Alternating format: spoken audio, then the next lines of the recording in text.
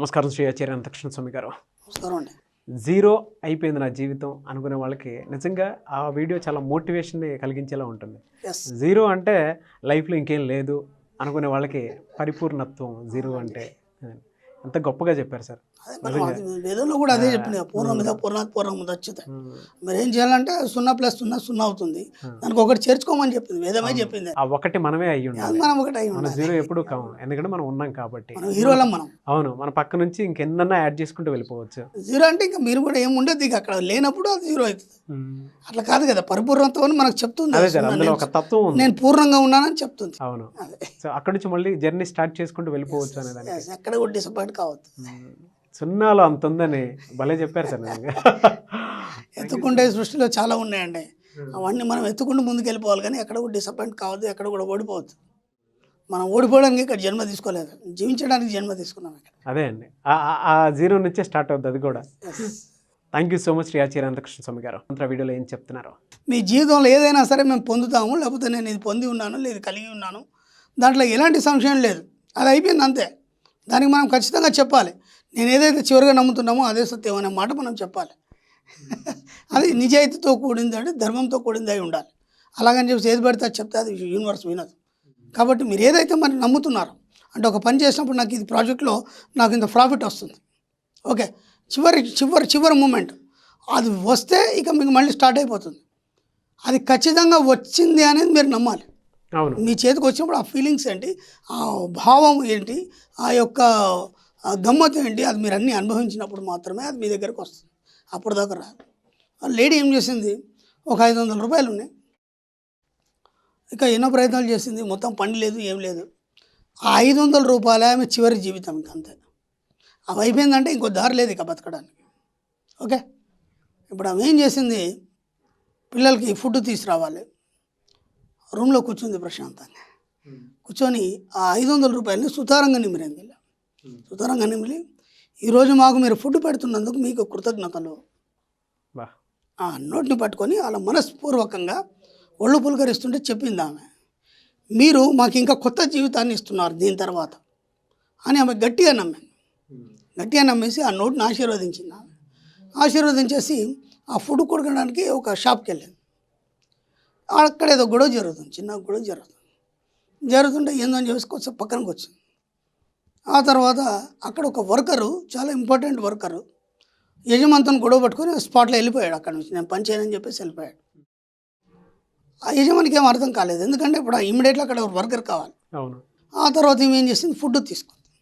అది ఎంత 500 రూపాయలు ఫుడ్ తీసుకొని వెళ్తుంటే ఆ ఓనర్ పిలిచాడు, ఇలా రమ్మా అని. ఏంటి అని అడిగాను. మీరు ఎక్కడి దాకా వెళ్ళాలి, ఎక్కడికి వెళ్ళాలి, ఇంటికి వెళ్ళాలి, తీసుకొని పిల్లలకి తినిపించాలి. ఓ పని చేయండి, మీరు ఇక్కడ పని చేస్తారా అని అడిగిందా. ఆయన అడిగాడు, ఓనర్ అడిగాడు, మీరు ఇక్కడ పని చేస్తారా? ఓ చేస్తాను బ్రహ్మాండంగా. ఎంత ఇస్తారు, ఎంతో కొంత మాట్లాడుకున్నాను. నేను పిల్లలకు ఫుడ్ ఇచ్చేసి వస్తాను. సరే వెళ్ళరండి, పిల్లలకు ఫుడ్ ఇచ్చేసి వచ్చింది. అక్కడ ఆమె వర్కర్గా చేరింది. చూడండి, చివరి 500 రూపాయలని ఆశీర్వదించింది ఆమె. ఏమంటే దీని తర్వాత లైఫ్ ఇచ్చేది నువ్వే అని చెప్పింది ఆమె. ఎంత బాగుంది. దాన్ని ఆశీర్వదించడం వల్ల దాన్ని నెక్స్ట్ అయిపోగానే ఏమైంది, మీకు జాబ్ వచ్చింది. ఆ జాబ్ చేస్తూ ఆమె ఒక మంచి స్థాయికి వెళ్ళింది. దాంట్లోనే వెళ్ళిన తర్వాత ఆ ఓనర్ ఆమెను పెళ్లి చేసుకొని ఆమె ఓనర్ అయిపోయింది. అలాంటి ఒక 10-20 షాపులకి ఆమె ఓనర్ అయిపోయింది. మంచి పెద్ద కోటీశ్వరాలు అయిపోయింది. అక్కడ డిసప్పాయింట్ కాలేదమ్మా, మీరు బాగా గుర్తుంచుకోండి. ఈ 500 అయిపోతే నా పరిస్థితి ఏంటి. చాలామందికి కూడా ఆలోచనలు ఏముంటాయంటే, ఈరోజు అమౌంట్ ఉంది, ఈరోజు అయిపోద్ది, రేపు ఎలా అనే ఆలోచనతో మనకు ఒకటి అలవాటు అయిపోయింది. రేపు ఎలా అంటే మళ్ళీ ఎవరి దగ్గర అడగవచ్చు, లేదంటే ఎక్కడి నుంచైనా తేవచ్చు, అన్ని పిచ్చి ఆలోచనలు మనకి. కానీ అప్పులేని జీవితాన్ని గడుపుతున్నందుకు విశ్వానికి కృతజ్ఞతలు అనే మాట మనం చెప్పుకున్నాం. ఇంత చెప్పినా ఇప్పటి వరకు ఆ నోట్లోంచి ఆ మాట వెళ్ళదు ఎవరికి. ఎందుకంటే అప్పుకి అలవాటు వెళ్ళిపోయినారు, అప్పుకి అడిక్ట్ అయిపోయినారు. ఆ చివరి రూపాయి ఉన్న రోజు కనుక మీరు ఈ మాట చెప్పగలిగితే మీకు అప్పు చేసే అవసరం లేదు. తర్వాత దారి నువ్వే చూపిస్తావు. ఏమంది, ఇది చివరి నోట, దీని తర్వాత దారి చూపించేది నువ్వే, మనస్ఫూర్తిగా ఆశీర్వదిస్తున్నాను అంది. అప్పుడు దానికి తగ్గట్టుగా ఏదైనా ఒక లింక్ దొరుకుతుంది మీకు. ఆమెకు అక్కడ దొరికింది, మీకు ఇంకేదైనా లింక్ దొరుకుతుంది. అవును. రీసెంట్లీ నా దగ్గర ఒక క్యాండిడేట్ వచ్చింది, ఇలాగేమో మంచి బిజినెస్ చేస్తుంది, అంతా బాగుంది, ఈ కరోనా టైంలో బాగా లాస్ అయిపోయింది, ఏం చేయాలో అర్థం కాని స్థితి. నా దగ్గరకు వచ్చింది, గురుగారు మీరు చెప్పిన నేను పాటిస్తున్నాను, బాగానే నేను క్లాసుకు కూడా వచ్చాను, నేను ఖచ్చితంగా నమ్మకాన్ని కలిగి ఉన్నాను, నాకు నెక్స్ట్ ఫిబ్రవరి వరకు నేను ఏదైతే అనుకున్నానో అవన్నీ అయిపోతాయి, తర్వాత ఏంటి, ఎందుకంటే నాకు జాబ్ అప్పటి వరకే ఉంది, తర్వాత ఏంటి అనేది నాకు తెలియదు. అవును, మీరు అన్నారు కదా ఖచ్చితంగా నమ్మి ఉండండి, అది ఖచ్చితంగా మీకు ఏదో రకంగా విషయం మీకు ఒక ఛాయిస్ వస్తుందని అన్నారు కదా. నేను ఆ నమ్మకాన్ని కలిగి ఉన్నాను, ఇంకేమైనా అఫర్మేషన్స్ రాసుకోరా అన్నాను. అందుకోసం మీ దగ్గరకు వచ్చాను కలవను. నేను ఎవరు చెప్పే అఫర్మేషన్స్ అక్కడ పనిచేయవు, కేవలం మీ ఇన్నర్ మైండ్ చెప్పిన అఫర్మేషన్ మీకు పనిచేస్తుంది. మీరు ఏమనుకున్నారు అన్నాను. నేను ఇలా అనుకున్నానండి, ఫిబ్రవరి తర్వాత ఇంతకంటే మంచి కంపెనీ నుంచి నాకు ఆఫర్ వస్తుంది. అదే నమ్ము, ఇంకా మళ్ళీ నాకు అడిగేదేముంది. మీ ఇన్నర్ మైండ్నే నమ్మండి. నేను ఎన్నోసార్లు చెప్పాను, నా మాట కూడా వినొద్దు మీరు, ఏ దేవుడి మాట వినొద్దు, ఎవరి మాట వినొద్దు, మీ ఇన్నర్ మైండ్ ఏం చెప్తుందండి. ఆమె గట్టిగా నమ్ముందండి, మీరు నమ్మండి.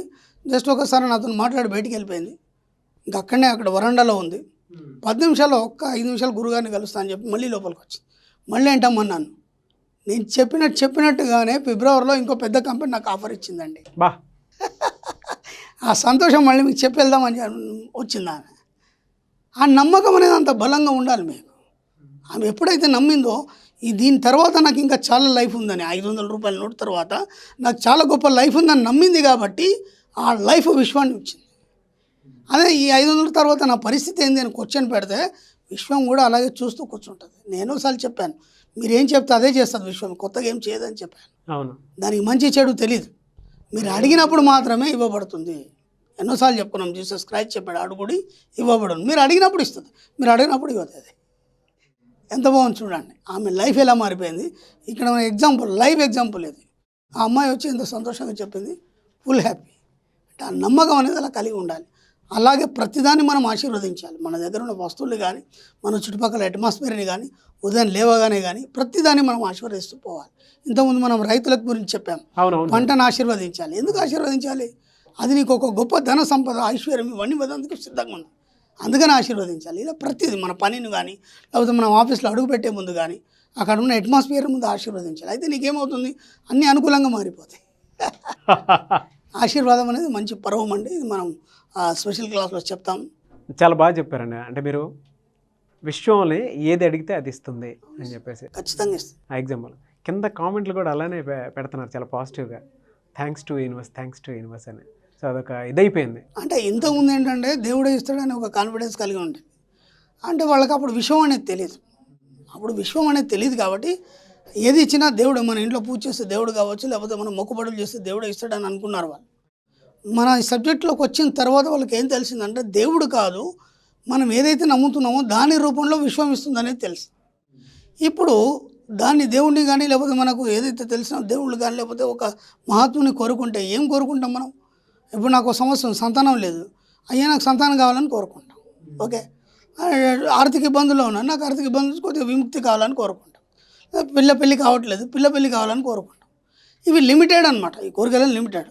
ఇప్పుడు విశ్వాన్ని అడిగినప్పుడు ఏం జరుగుతుందంటే అనంతం, అది ఎంతైనా కోరుకోవచ్చు, ఎంత అని ఇస్తానే వాళ్ళకి నిజం తెలిసింది కాబట్టి ఇప్పుడు అందరూ విశ్వము యూనివర్స్ అంటున్నారు. అదే ఎందుకంటే ఎగ్జాంపుల్స్ కూడా వాళ్ళకేనో జరిగినాయి. అవును, జరగడం వల్ల వాళ్ళకు కూడా ఒక క్లారిటీ వచ్చింది, ఇది ఎంతవరకు కరెక్ట్ అనేది. లేకపోతే ఊరికే విశ్వం అని ఎలా అంటారు? వాళ్ళకి జరిగింది కాబట్టి నమ్ముతున్నారు, ఆ నమ్మినట్టుగా పొందుతున్నారు, ఆ పొందడంతో చాలా ఆనందాన్ని అనుభవిస్తున్నారు. ఎస్, కాబట్టి ఏది ఇచ్చినా మనకు విశ్వమే ఇస్తుంది.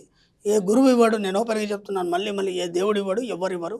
ఆ విశ్వంతో కనెక్ట్ కావాలంటే ముందు మిమ్మల్ని మీరు అంతర్లీనంగా వెళ్ళి మిమ్మల్ని మీరు ప్రశ్నించుకోవడం, మిమ్మల్ని మీరు జవాబులు ఆడుకోవడం తప్ప ఇంకెవరిని అడగకండి. ఆటోమేటిక్గా ఆ ఇన్నర్ మైండ్లో ఉన్నటువంటి ఆ వ్యక్తి ఎవరైతే ఉన్నారో విశ్వంతో డైరెక్ట్ కనెక్ట్ అయి ఉంటాడు. ఆయనతో నేను చెప్తే అది విశ్వం ధర మీకు తీసుకొచ్చిస్తాడు. మళ్ళీ చెప్తారు సార్, నేచర్ కనెక్ట్. వాస్తవాలండి, వాస్తవాలు ఎక్కడ అతిశక్తులు లేవు మనకి, అన్ని వాస్తవాలు. Thank you so much Shri Acharya Anantakrishna Swami garu. Thank you అండి.